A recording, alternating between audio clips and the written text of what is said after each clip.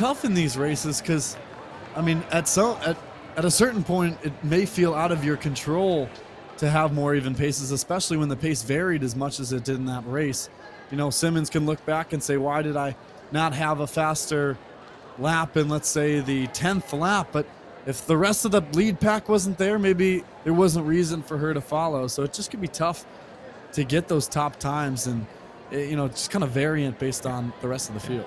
And I shouldn't probably be judging just based on this one performance. I mean, we're in January right now. You run 10:32 for a 3,000. I mean, that's a very solid effort. You're hovering right around maybe 11:10, 11:15 for a full 3,200, especially when you run in the state of Idaho when they run the 16, the 32. Like, that's a solid effort. It's a good building block. And again, as I mentioned earlier, you want to be able to run your fastest when it's June. Not now, in June, when it's warm out, and that's the end of the track season. And next up, our top seeded section, the fourth and final, the girls 3,000. Wearing number 1 is Avery Meyer from Cherry City. Meyer was 6th at the Oregon 6A 1500 and 2nd in the 3,000, so she's used to this distance. A possible leader here as we look for the rest of the field. Sloan Dickinson wearing number 2. Hannah Hewler wearing number 3. At Nike Outdoor National, she was a qualifier and was 4th at the Oregon 6A cross country. Also in the race, Mia Raska, Sarah Thompson, Dakota Keyworth, Elizabeth Welsh, Caitlin Bitterman, Maddie Carney, Chloe Leduc, Allie Cush, Miley Morkel, Jameson Malloy, and Nadia Koskov.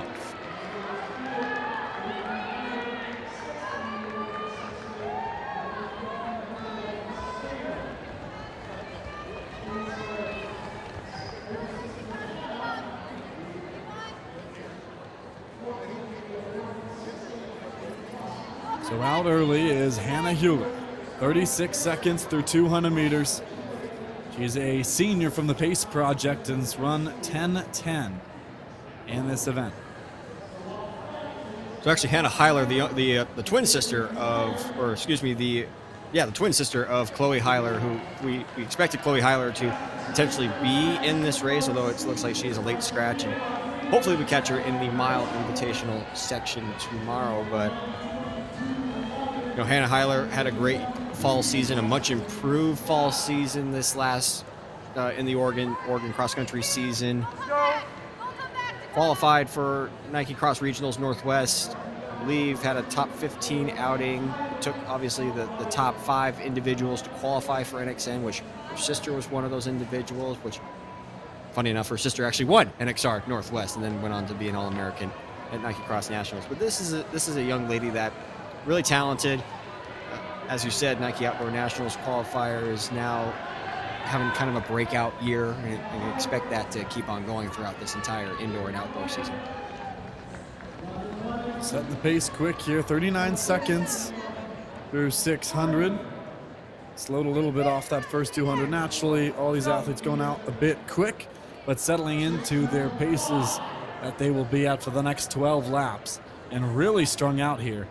Heiler and Meyer really far apart, but we'll see how that continues. I'm impressed by Sloan Dixon so far in this race. You know, someone that primarily has just ran the middle distance events the last couple of years, had a great outdoor season last year for Linden High School, was the 2A Washington State champion in the 800, won the 800 earlier today in this event, or at this meet.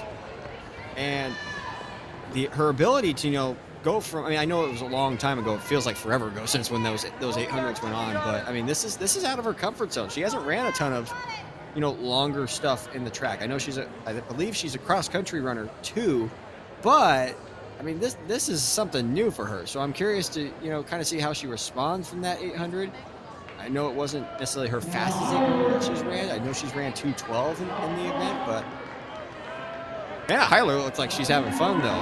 As we're talking about Sloan Dixon, this looks like a jog in the park for Hannah Heiler. Yeah, every time she comes across that split, she's pointing or waving or checking in with somebody on the side. So I think she's probably checking in with her sister just to see if she's right on the pace. Just saying what's up. But yeah, back to Sloan Dixon just for a second. This is her third event of the weekend. She also ran the 4x4 yesterday. And like you said, won the 800, and it was a season's best. So maybe you're not lifetime best, but still a really good performance. And to come back here in the 3,000 is really impressive. She's really new to the sport too. And I know her club coach, personally, John Collins, who has put together the Galva Track Club the last couple of years. And he's really high on Sloan Dixon and the potential that she could bring. The more and more you race, and again, everybody says this, like the more and more you do something, the better you're going to get. The more and more Sloan Dixon races, the better she's going to get at it. Again, the 3,000, not in her wheelhouse, probably not going to run a ton of these during indoor-outdoor season, but it's going to test her mental strength when it comes to running that 800. Because the 800, that's about speed and mental, so that's a tough combo in itself right there. But we haven't even talked about Avery Meyer, though. Avery Meyer had a great season last year for West Salem. He was out representing Cherry City. He was the 6th at the Oregon 6A state championships in the 1,500. Was the runner-up in the 3,000 to one of the best in the state of Oregon, in Chloe Heiler. I mean, that's a pretty good company to be a part of, and that's a good challenger to have as we continue to see, Chloe's twin sister keep doing her thing and trying to put down a good time here in this early indoor season. Yeah, and doing a good thing indeed. She is way out in front of the rest of the pack, running around that 40-second mark each 200. She just looks really comfortable. Strong running, checking in on the sideline. Looks like the waves have gone away, so maybe the pain starting to settle in just a little bit for Hannah. 41 seconds on that last lap, so just a tad slower. It's 5:16.17 for 1,600 meters. Sloan Dixon now moving up into second. I mean, we're talking about, that's a sub 10, pretty close to a sub 10 effort for a 3K race. And this is, I think, coming in, her lifetime best is 10:10, so she has a respectable time. But I mean, I think she's on a mission here to try to break 10 minutes and try to chase down her sister as well when they get an opportunity to race each other again. Yeah, what a showing that would be. She's running all alone, and it's not much more brutal than running alone in a 3,000 indoors. That can really show some mental strength, and as you said, really kind of puts a show in front of her sister. Say, hey, let's raise the bar. Let's see what we can do once you get back out here. Well, we not only seen improvements from her in cross country this last fall, but there was a big improvement already in the mile this indoor season. I mean, at Nike Outdoor Nationals, she ran 5:08. At the Mile City that they had at the University of Washington, she just ran 4:57. So she's already shaved off a lot of time, and I'm sure she gets sick and tired of hearing the fact that her twin sister is the faster one in the family. Why don't you guys talk about me? Let me get into the conversation. Let me get into the mix. And she's making a great case for herself, and so far through 2K, like 6:39. I mean, she's just going 40 seconds, 41, some 39s in between there. She's mixing it up. She's challenging herself today. Yeah, it's absolute domination from the Heiler family every time they step on the track. The senior. Future Vanderbilt Commodore, too. Which, how about Vanderbilt this year taking down Alabama? I know it has no relation to to track and field here, but that's the big thing Vanderbilt's got for them this year so far. Yeah.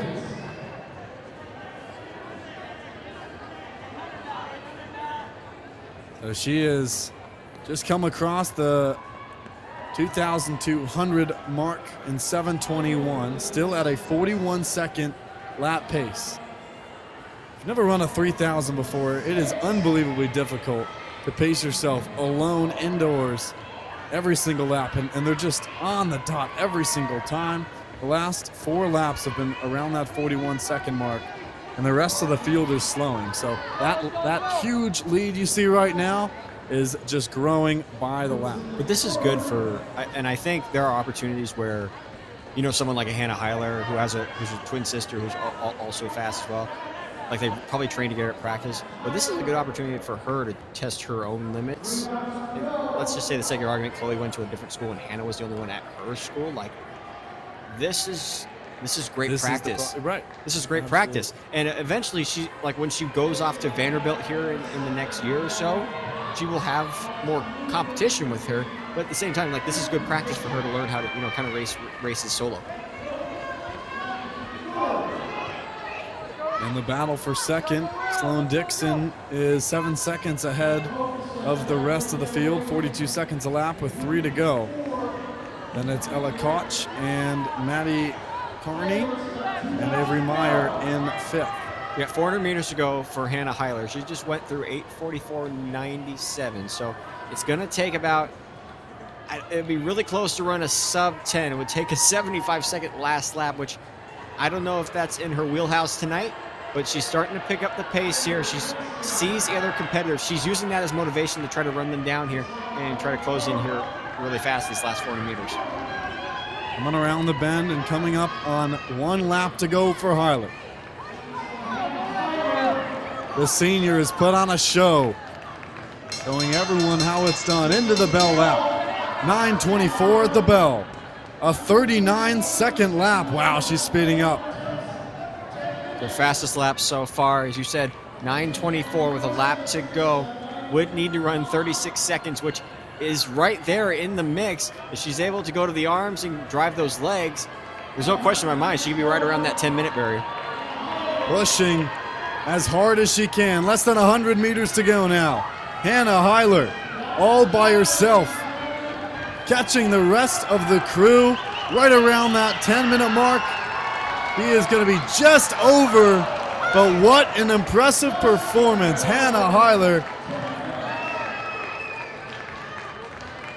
It's going to be 10:01 and a new personal best for the senior from Pacer Project. So right around 75 seconds for that last lap, and I said it would take a 75 seconds or so to try to break 10 minutes. She came really close. She PR'd nonetheless, though, which is great, which is awesome. Moves her up to closer and closer to get to that 10-minute barrier. But when you throw more competition in there, I mean, the sky is the limit for her to have another great performance and maybe even come close to running, sub 950. Oh yeah, that 10-minute barrier, better be scared of Hannah Heiler. She did that all by herself, just 1 second to shave, and she's got it. Give her some competition, and that barrier is hers. And a nice showing here in all 4 sections for the girls 3,000. Of course, Hannah Heiler gets the top time of the day, just over 10 minutes, and that's going to do it for the girls' side. Now, if we have an MVP of the day, at least from a distance perspective, Sloan Dixon gets my vote. I mean, that was a very good double that she had today, winning the 800. That was almost 10 hours ago that she ran that 800. That could even be more difficult. You think the more time you have, the more rest you have, the better. But in Sloan Dixon's case, 10 hours in between, that leaves room for a lot of nerves, a lot of muscle relaxation. It might not be good to have that much longer. She could have gone to a 9-to-5 job and come back after that. And look at how relaxed Hannah Heiler was for the majority of this race. And they definitely picked it up. As I said, 75 seconds that last lap, but really showed that she is someone to keep a close eye out for this season. It's not just Chloe Heiler in that household. It's also me, Hannah Heiler. Like that, keep an eye out for me. Vanderbilt's got a great athlete they got coming next year in the SEC, so I'm looking forward to seeing what she does. And as